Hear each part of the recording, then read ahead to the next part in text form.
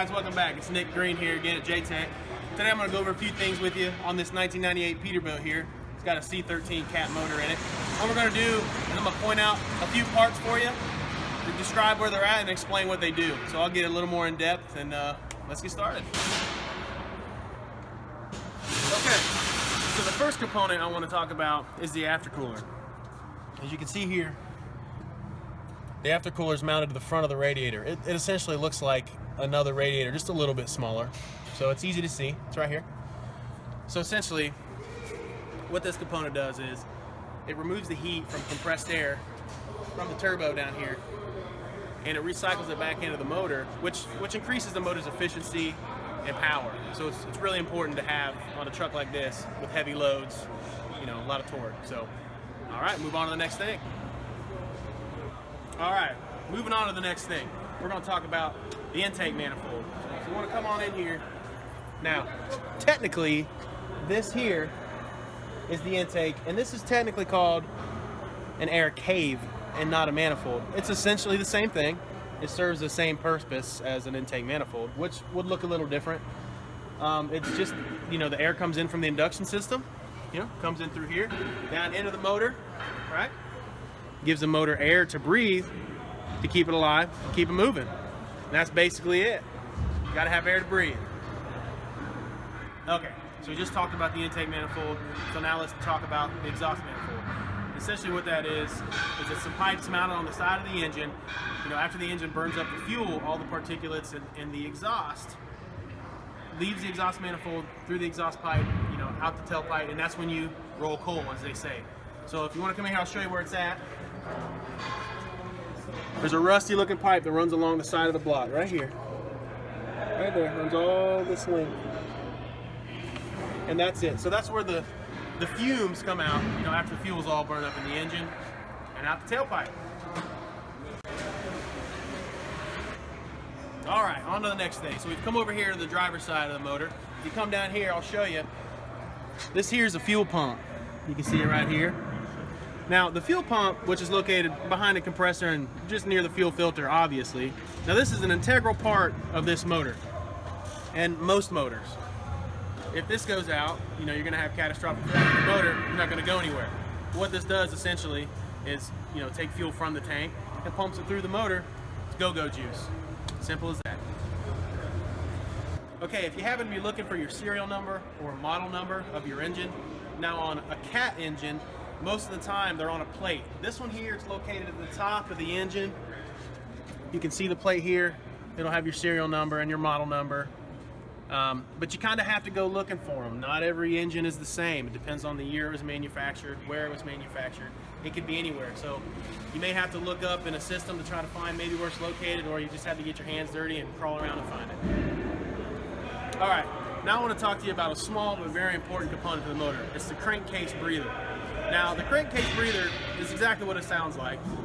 It's located on this particular one on the top of the motor, and what it does is expel some gases that build up in the motor to prevent it from overpressurizing.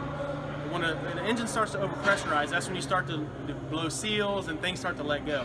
So to prevent that from happening, they put a crankcase breather in there, and it just, you know, expels a little bit of gases here and there to keep everything in good running order. On this one, it's located on the top of the engine, right here. And it has this tube, this runs all the way down the side of the motor and all the way down to the bottom, and it just expels those gases out. Something so small, but it's super important. All right, so next I want to talk about the vibration dampener. Now over in the auto shop, those guys call it a harmonic balancer, but we're going to call it what it really is in the diesel shop, and that's a vibration dampener. What that is essentially is a counterweight that connects to the front of the crankshaft on the front of the engine. Now the crank, as it turns, causes some vibration, and vibration is one of the engine's biggest enemies because that starts to loosen parts and nuts and bolts. So that vibration dampener helps to smooth everything out and keep the engine running smoothly. Take a look at where it's at here on the engine. It's this big round piece here on the front of the crank. It's really heavy, really well made, serves its purpose, does a great job keeping everything running smooth. Okay, so now I want to talk about the ECM, or the electronic control module, which is essentially the brain of the engine, and the brain of the entire truck actually. So what that does is it plugs into the engine and it controls everything electronic on this truck. All right, so on this one, it's located here on the driver's side of the engine. There's two large plugs. You can see where all these wires run to it here. Plug into here, and then they run out of here. They go everywhere. And they go to the firewall here, back into the truck. All right, and this thing makes everything happen on the vehicle. If something in the ECM goes out, you're pretty much on the side of the road until you get it fixed. So, very important. Just like the brain and the human body, very important. All right, next up is the air compressor. And that's exactly what it is. It's just a compressor mounted to the side of the engine here that's gear driven, that sends air back to an air tank, fills it up to a certain PSI, and runs the air brakes. And some other small components on the truck as well, but mainly for the air brake system. This one here, you can see, it looks like a standard compressor. You know, here's the head of the compressor, the pistons, and that's it. I mean, it's pretty simple. Not a whole lot to it. And that's it for the air compressor. Okay, next up is probably the most popular part of the engine everybody loves to talk about, is the turbo, right? So here's the turbo. Let's get to that first. Right there, that big sucker right there. So what this turbo does is it takes the exhaust fume that comes out and it runs through the turbo into a turbine in here, and then it forces that air back into the motor, okay? And what that does is, one, help with emissions, all right, because it recycles the air. But two, it forces air back in to make it breathe more, which what's it do when the motor gets more air? More power, right? Everybody loves that. So the more power, the better. So that's why that turbo's there. Okay, now let's talk about the oil cooler. Come on in here, let me show you the oil cooler. So the oil cooler starts here, runs all the way down here to the coolant pump here. So what this is there's lines that run through the middle of here full of oil. Now there's an open space around those lines where the coolant will run through and keep that oil at a nice temperature. So when that oil runs out of one side of the block and back into the other, it's nice and cool to keep everything cool. Another integral part of the cooling system, as you can tell, there's a lot of those components on here to keep the motor cool, because these motors here move a lot of weight, you know, a lot of horsepower. You got to keep them cool to keep them on the road. That's basically it. So let's talk about the thermostat and the thermostat housing.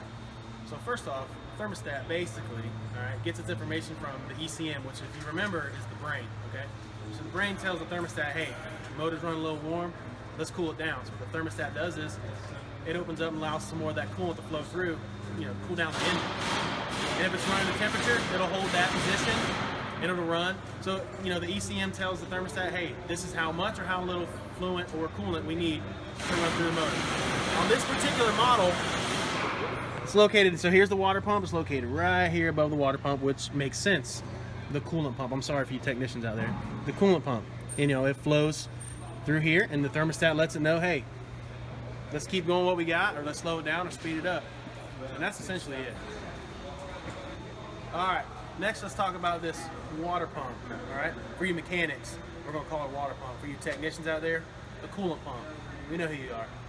All right, so what this does is it pulls a coolant through the motor, obviously, to keep the motor cool. It runs it all the way through the block to keep the motor running at temperature, so nothing overheats.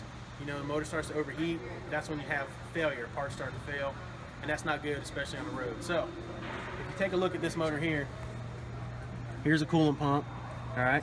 You can see it's plumbed with these colored lines for the coolant, and it, you know, runs a 50-50 mix through the radiator, you know, pulls it through that pump, you know, and pushes that liquid all the way through the motor, keeps it nice and cool. And that's basically it for the coolant pump. All right, so let's talk about this accessory drive pulley. So really, it's a pulley system mounted on the front of the engine, you know, by the fan, by the alternator, which will turn and power all the accessories in the truck. You're talking all the little things on the dash, all the extra stuff you got going on in the truck. And this one's located here behind the alternator.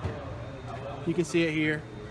It's got a pulley, it's belt driven on the front, and like I said, it's for all the accessories, all the extra goodies you have in your truck, so you don't drain or use any other essential components to power those things. That's it. Alright guys, so now that I've given you a one-on-one personal tour of old Pinky here, that's all I got for today. A couple things. One, I'd like to give a shout out to my cameraman and music producer J-Rod, who's helped me out on my videos. Great guy. Also, check out my YouTube page and his YouTube page. And last but not least, this is very important, guys. Always remember, you ain't cool unless your chrome's shining. All right, guys, until next time.